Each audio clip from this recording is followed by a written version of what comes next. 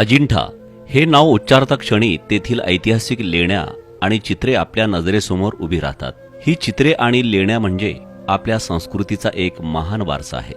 जगातील दुर्मिळ अशा ऐतिहासिक वास्तूंमध्ये या लेण्यांचा समावेश केला जातो। या लेण्यांनी भारतीय इतिहासात एक वेगळे आणि सन्मानाचे स्थान प्राप्त केले आहे। असे असले तरी 19व्या शतकाच्या सुरुवातीपर्यंत हे अतिउच्च सांस्कृतिक आविष्कार विस्मृतीच्या गर्तेत गाडले गेले। त्यांच्यावर शतकानुशतके धूळ साचल्यामुळे त्यांचे मूळ सौंदर्य नष्ट होत चालले होते। 1920च्या दशकात याला वैभव प्राप्त झाले। हैदराबाद संस्थानचे शेवटचे निजाम मीर उस्मान अली खान यांनी अजिंठ्याच्या आपल्या सांस्कृतिक वारशाला पुनरुज्जीवन प्राप्त करून दिले। 1920 पासून 1946 पर्यंत चाललेल्या निजाम सरकारच्या या कार्यामुळेच सभ्यता आणि कला विश्वात मोलाची भर टाकली गेली। अजिंठा नगरीला सांस्कृतिक केंद्र बनविण्यासाठी निजाम सरकारने खूप मोठे प्रयत्न केले। तेथील कलाकृतीला फक्त मूळ स्वरूपात आणून निजाम सरकार थांबले नाही, तर काळाच्या ओघात हा सांस्कृतिक वारसा नष्ट झाला तरी त्याची स्मृती अबाधित राहावी म्हणून अनेक ग्रंथांची निर्मिती केली आणि त्याचे दस्तऐवजीकरण केले। निजाम सरकारनं या कार्यासाठी शासकीय पुरातत्व खात्याची 1913 साली स्थापना केली। या खात्याने अजिंठा येथील लेण्यांच्या आणि चित्रांच्या संरक्षण व दुरुस्तीचे कार्य हाती घेतले। या संबंधीचा पाठपुरावा करून त्याचे अनेक अहवाल सरकारला सादर करण्यात आले। हे अहवाल आणि त्यासंबंधीची माहिती आजही तेलंगणाच्या दफ्तरखान्यात सुरक्षित आहे।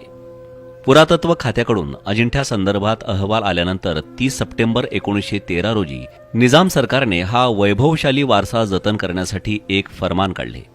या फरमानात निजाम सरकारने असा आदेश दिला की अजिंठाच्या संवर्धन आणि संरक्षणाबद्दल सल्लामसलतीसाठी तज्ज्ञांना बोलविण्यात यावे।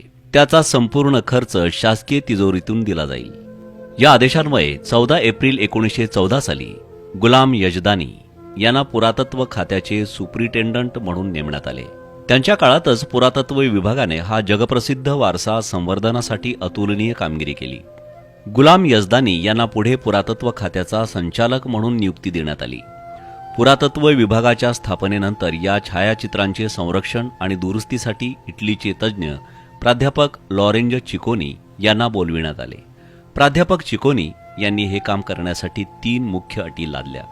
त्या अटीनुसार त्यांना 8 महिन्यांचा पगार 3200 पौंड देण्यात यावा। दुसरी अट होती प्रवासाचा आणि खाण्यापिण्याचा खर्च वेगळा देण्यात यावा आणि त्यांच्यासोबत येणाऱ्या सहकाऱ्यांना त्यांच्याप्रमाणेच सुविधा देण्यात यावी। निजाम सरकारने प्राध्यापक चिकोनी यांच्या सर्व शर्ती मान्य केल्या। ही सर्व रक्कम देऊन 3 ऑक्टोबर 1920 ला प्राध्यापक चिकोनी यांना अजिंठा येथे बोलविण्यात आले। डिसेंबर 1921 ते मे 1922 पर्यंत प्राध्यापक चिकोनी यांनी अथक परिश्रम घेऊन हे कार्य पूर्ण केले। अजिंठाच्या सर्व छायाचित्रांच्या संरक्षण आणि दुरुस्तीचे कार्य पूर्ण झाले। त्यानंतर गुलाम यजदानी यांनी असा विचार मांडला की तज्ञांच्या मते या कलाकृती अनुपमेय आहेत, परंतु फार प्राचीन असल्यामुळे काळाच्या ओघात त्या नष्ट होऊ शकतात। त्यामुळे त्यांची रंगीत छायाचित्रे काढून ती एखाद्या ग्रंथात संरक्षित करण्यात यावीत।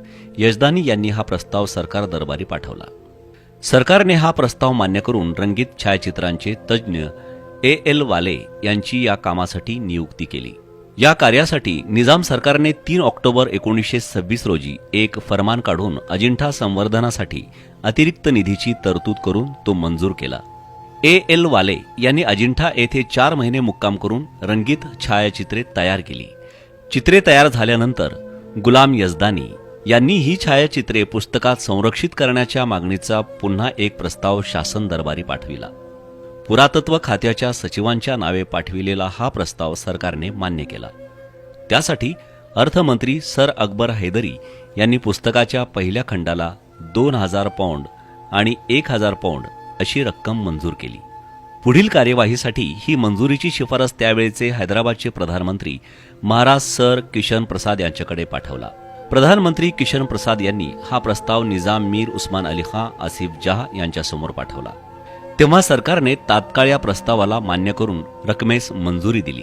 त्यानुसार या छायाचित्रांचे संग्रह आणि अन्य माहितीप्रधान बहुमूल्य पुस्तके प्रकाशित करण्यात आली। निजाम सरकारनं अजिंठाचा वारसा जतन केल्याची चर्चा जगभरात पोहोचली। साहजिकच त्या काळी या पुस्तकाविषयी जगभरात खूप उत्सुकता निर्माण झाली होती। कलाविश्वातील वाचक अभ्यासक तर त्याची आतुरतेने वाट पाहत होते.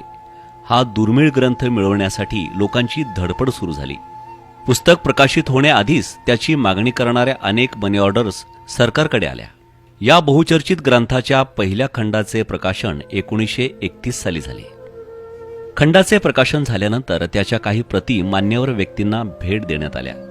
या व्यक्तींमध्ये इंग्लंडचे राजे जॉर्ज 6वे, प्रधानमंत्री Ramsay McDonald, viceroy Lord Irwin प्रामुख्याने होते.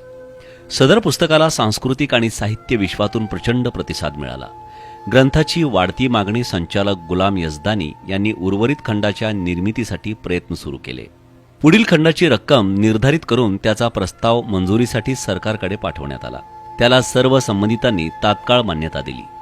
त्यानंतर निजाम सरकारने त्यासाठी लागणारी 39,620 रुपये रक्कम मंजूर केली आणि यानंतर पुस्तकाचे आणखी 2 खंड प्रसिद्ध करण्याचे ठरले. 3 सप्टेंबर 1934ला त्यासाठी 1500 पौंड मंजूर करण्यात आले. अशा प्रकारे 1931, 1933 आणि 1946 मध्ये अनुक्रमे 3 खंड प्रकाशित झाले. प्रत्येक खंडात 2-2 भाग आहेत. पहिल्या भागात छायाचित्रे असून दुसऱ्या भागात छायाचित्रांवरील गुलाम यझदानी यांचे अभ्यासपूर्ण लेखन समाविष्ट करण्यात आले आहे. या पुस्तकाचे कागद आणि छपाई उत्कृष्ट असून सजावट अप्रतिम आहे. आज इतक्या वर्षानंतरही असे पुस्तक छापणे खूपच कठीण आहे. तेलंगणा राज्याच्या ग्रंथालयात हे 3ही खंड पाहायला मिळतात.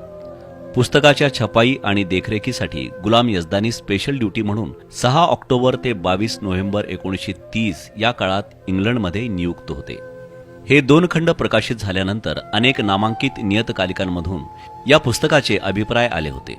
त्या काळचे प्रसिद्ध मासिक इंडियन अँटिक्युरीने पहिल्या खंडावरील अभिप्रायामध्ये म्हटले होते की 19व्या शतकात अजिंठा येथील ही चित्रे काही संशोधकांच्या दृष्टीपथात आल्यानंतर मेजर गिल यांनी जवळजवळ 20 वर्षे परिश्रम घेऊन त्यांची छायाचित्रे बनविली होती. त्यानंतर मिस्टर ग्रिफ्थ यांनीही परिश्रम घेऊन the painting in the Buddhist caves at Ajanta हे पुस्तक प्रसिद्ध केले. पण या दोघांचे प्रयत्न क्रिस्टल पॅलेसला लागलेल्या आगीत 1886 साली जळून खाक झाले. त्यानंतर लेडी एरनगम यांनी उपरोक्त संशोधकांच्या आगीतून वाचलेल्या काही अल्पशा साधनांवरून 1909 ते 1911 पर्यंत परिश्रम घेऊन एक छायाचित्र संग्रह प्रकाशित केले. पण यातील सर्व छायाचित्रे दोषविरहित नव्हती. पण हुजूर निजाम सरकारने बनवलेले चित्रसंग्रह अतिउत्कृष्ट अनुपमेय आहे. अशा प्रकारे जगभरात निजाम उस्मान अली खां, आसिफ जाह यांनी केलेल्या या महान कार्याचे खूपच कौतुक झाले. खरोखरच निजाम सरकारने केलेले हे सांस्कृतिक हितरक्षक कार्य अतुलनीय असेच आहे. भारतीय संस्कृतीचा इतिहास त्याला कधीच विसरू शकणार नाही.